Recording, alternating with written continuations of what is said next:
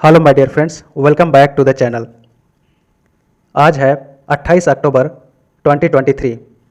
आइए देखते हैं 24 से 28 अक्टूबर 2023 के मोस्ट इम्पोर्टेंट करंट अफेयर्स पर बेस्ड एमसीक्यूज। हर क्वेश्चन के लिए आपके पास 5 सेकंड्स का समय होगा। 5 सेकंड्स के अंदर आपको आंसर चूज करना होगा और जैसे ही 5 सेकंड ख़त्म हो जाता है आंसर खुद ब खुद रिफ्लेक्ट कर जाएगा। चलते हैं फर्स्ट क्वेश्चन पर। पहला क्वेश्चन है, शीतल देवी हाल ही में पैरा एशियाई खेलों में गोल्ड मेडल जीतने वाली भारत की पहली हस्तरहित महिला बनी। उनका संबंध कहां से है? ऑप्शंस हैं जम्मू कश्मीर, लद्दाख, चंडीगढ़ या अरुणाचल प्रदेश। आपके पास 5 सेकंड्स का समय है, शुरू होता है अब।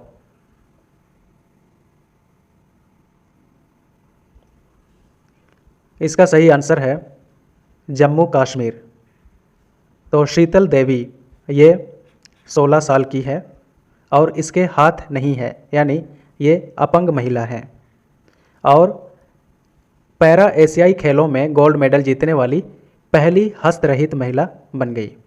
हस्तरहित महिला मतलब जिसके हाथ नहीं हैं। ठीक है, चलते हैं अगले क्वेश्चन पर। अगला क्वेश्चन है, महिला एशियाई चैंपियन ट्रॉफी 2023 की शुरुआत किस राज्य में हुई है? आपके पास ऑप्शंस हैं उड़ीसा, झारखंड, छत्तीसगढ़ या गोवा। 5 सेकंड्स का समय है, शुरू होता है अब।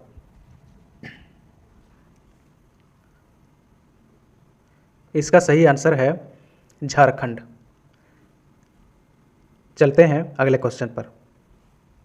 हाल ही में प्रधानमंत्री मोदी ने नीलवंडे बांध का उद्घाटन किया। यह बांध कहाँ स्थित है? आपको राज्य बताना है, किस राज्य में स्थित है नीलवंडे बांध। ऑप्शंस हैं उड़ीसा, पंजाब, महाराष्ट्र या झारखंड। 5 सेकंड्स का समय है, शुरू होता है अब। इसका सही आंसर है महाराष्ट्र। हाल ही में प्रधानमंत्री मोदी ने नीलवंडे डैम अहमदनगर वासियों को समर्पित कर दिया। और यह डैम कहाँ है? महाराष्ट्र के अहमदनगर डिस्ट्रिक्ट में। 1970 में इसका कंस्ट्रक्शन शुरू हुआ था, लेकिन फंड पॉसिटी की वजह से, मतलब फंड की कमी की वजह से इसमें डिले हुआ और अभी जाकर तैयार हुआ और इसका उद्घाटन हो गया। तो पीएम मोदी ने इसका उद्घाटन किया। चलते हैं अगले क्वेश्चन पर। नेक्स्ट है, विश्व पोलियो दिवस कब मनाया जाता है? आपके पास ऑप्शंस हैं 21 अक्टूबर, 22 सितंबर, 21 जनवरी या 24 अक्टूबर। 5 सेकंड्स का समय है, शुरू होता है अब।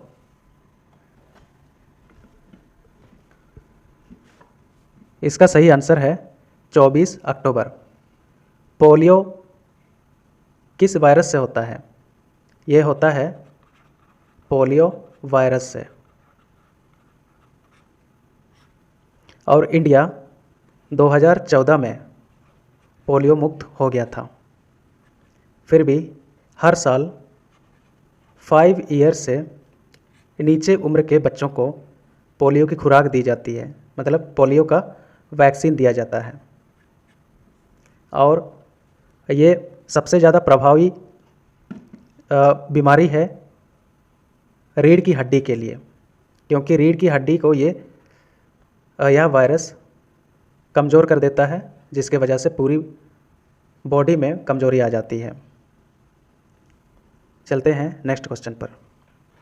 अगला क्वेश्चन है, 2036 में होने वाले समर ओलंपिक और पैरा ओलंपिक खेलों का आयोजन कहाँ होगा? ऑप्शंस हैं चीन, ऑस्ट्रेलिया, इंडोनेशिया, भारत। आपके पास 5 सेकंड्स का समय है।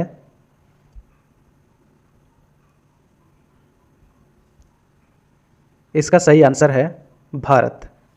तो भारत में होंगे समर ओलंपिक्स और पैरा ओलंपिक्स, और 26 अक्टूबर से शुरू हो गया है और ख़त्म होंगे ये 9 नवंबर को। चलते हैं अगले क्वेश्चन पर। हाल ही में इसरो ने जानकारी दी कि चंद्रयान 3 के लैंडर मॉड्यूल ने चंद्रमा के सतह का करीब 2 टन आवरण को करीब 108 मीटर स्थानांतरित किया। लैंडर मॉड्यूल का नाम क्या है? क्वेश्चन समझ गए? आपके पास ऑप्शंस हैं प्रज्ञान, रोवर ऑर्बिट, विक्रम और शिव शक्ति। आपके पास 5 सेकंड्स का समय है, शुरू होता है अब।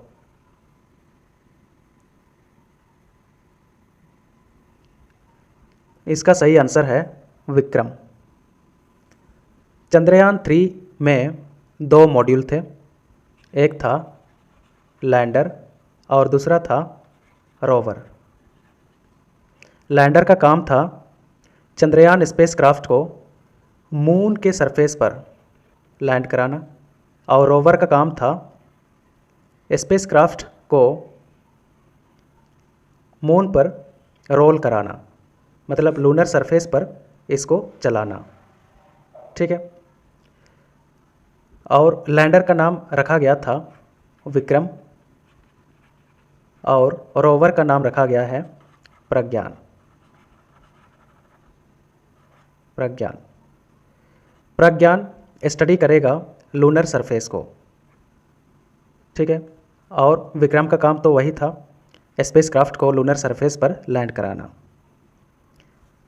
तो इसरो के साइंटिस्ट ने अभी अभी जानकारी क्या दी कि मून के सरफेस पर जब लैंड कर रहा था स्पेसक्राफ्ट, तो यहाँ पे काफ़ी प्रेशर की वजह से जब ये सैटेलाइट लैंड कर रहा था, तो प्रेशर की वजह से लूनर सरफेस का ऊपरी आवरण, रेगलिथ जिसको बोलते हैं,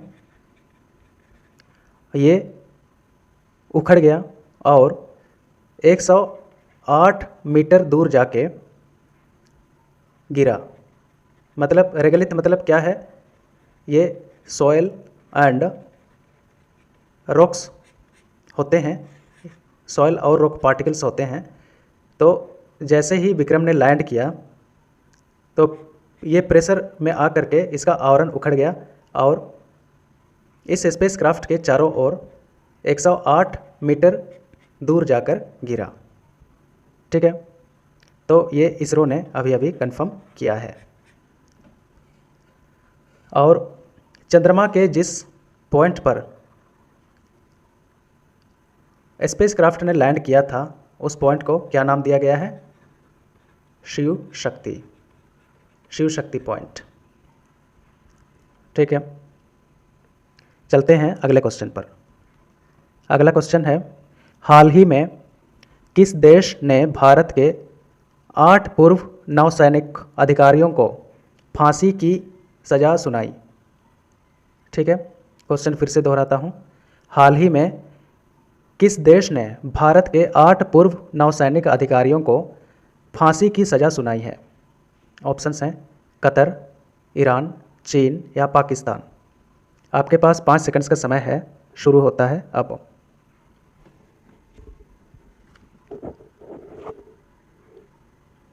इसका सही आंसर है कतर। ठीक है। तो कतर ने इन पूर्व नौसैनिक अधिकारियों को इजरायल के पक्ष में जासूस करने का आरोप लगाया है, इसलिए इन नेवल ऑफिसर्स को कैपिटल पनिशमेंट की सज़ा सुनाई है, फांसी की सज़ा सुना दी है। ठीक है। ये भूतपूर्व नौसैनिक अधिकारी थे इंडियन गवर्नमेंट के अंदर, मतलब इंडियन गवर्नमेंट की नौकरी थी इनकी, और रिटायरमेंट के बाद ये कतर में कंपनियों में काम करते थे। ठीक है। चलते हैं अगले क्वेश्चन पर। हाल ही में 37वां राष्ट्रीय खेलों की शुरुआत किस राज्य में हुई है? ऑप्शंस हैं असम, झारखंड, उड़ीसा या गोवा। आपके पास 5 सेकंड्स हैं, शुरू होता है अब।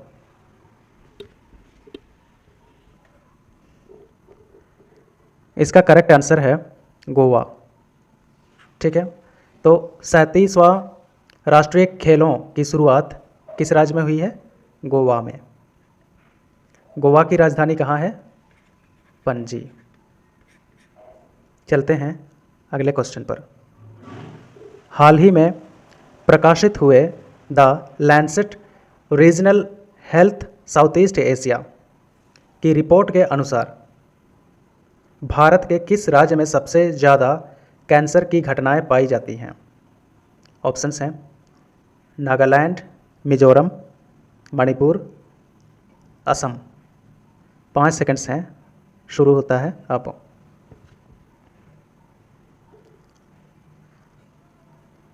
इसका सही आंसर है मिजोरम। ठीक है, मिजोरम भारत का नॉर्थ ईस्टर्न स्टेट है। यहाँ पर कैंसर की सबसे ज़्यादा घटनाएं पाई जाती हैं। उनमें से कई, जैसे लंग कैंसर हो गया, स्टोमक कैंसर हो गया।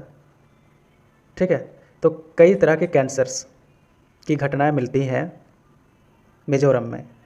Mizoram second least populated state है इंडिया का, लेकिन फिर भी यहाँ पे सबसे ज़्यादा कैंसर की घटनाएं हैं। चलते हैं अगले क्वेश्चन पर। सुल्तान इब्राहिम किस देश का नया शासक चुना गया है? ऑप्शंस हैं मलेशिया, इंडोनेशिया, सिंगापुर, मालदीव। आपके पास 5 सेकंड्स हैं, शुरू होता है अब।